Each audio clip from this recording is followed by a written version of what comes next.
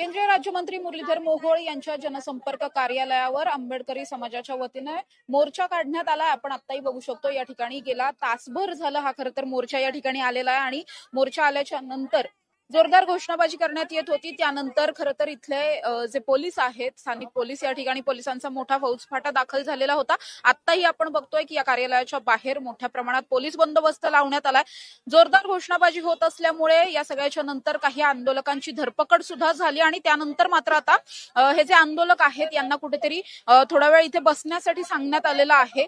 मुळातच पुण्यामध्ये डॉक्टर बाबासाहेब आंबेडकर यांचं एक स्मारक उभं राहणार होतं। या स्मारकाच्या भूखंडाचा विषय गेल्या अनेक वर्षांपासून चर्चेत आहे। अनेक वर्षांपासून या संदर्भातली आश्वासनं दिली जातात, मात्र त्याचं पुढे काहीच होताना पाहायला मिळत नाही आणि त्यामुळेच कुठेतरी हे सगळे जे आंदोलक आहेत ते संतप्त होऊन आज या ठिकाणी मोर्चा घेऊन आलेले पाहायला मिळतात।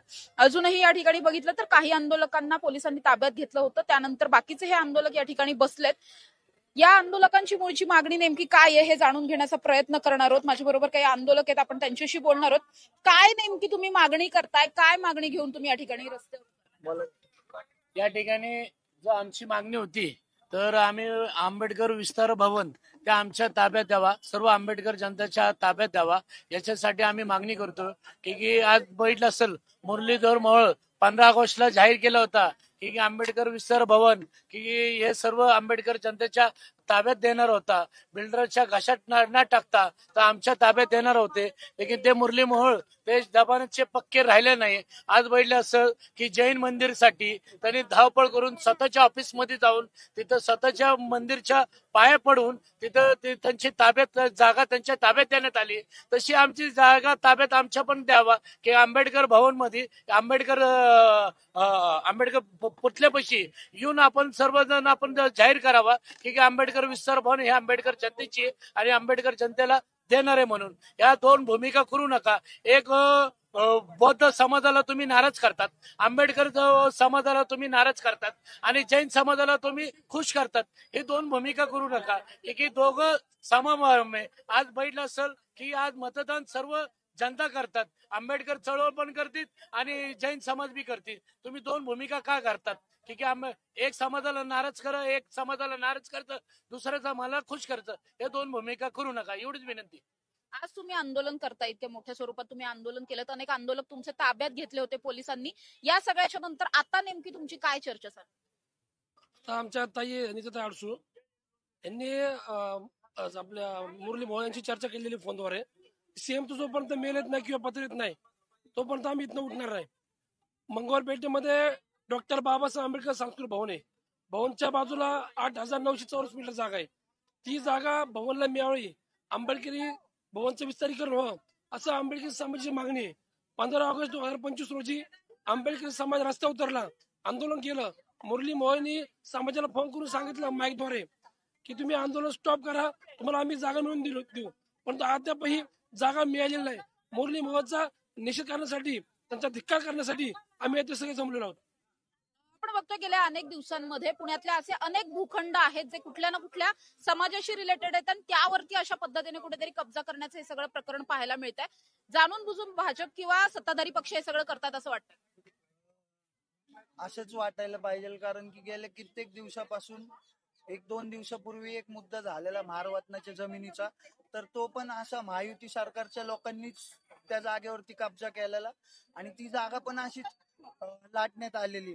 अशा कित्येक तरी महार लोकांच्या जागा आहेत जे हे महायुती सरकार लाटण्याचा प्रयत्न करतंय व हे गोरगरीब जनतेला असंच त्रास देण्याचं काम लई दिवसापासून चाललेलं आहे। येत्या निवडणुकांमध्ये कुठे या सगळ्याचा प्रभाव पाहायला मिळेल?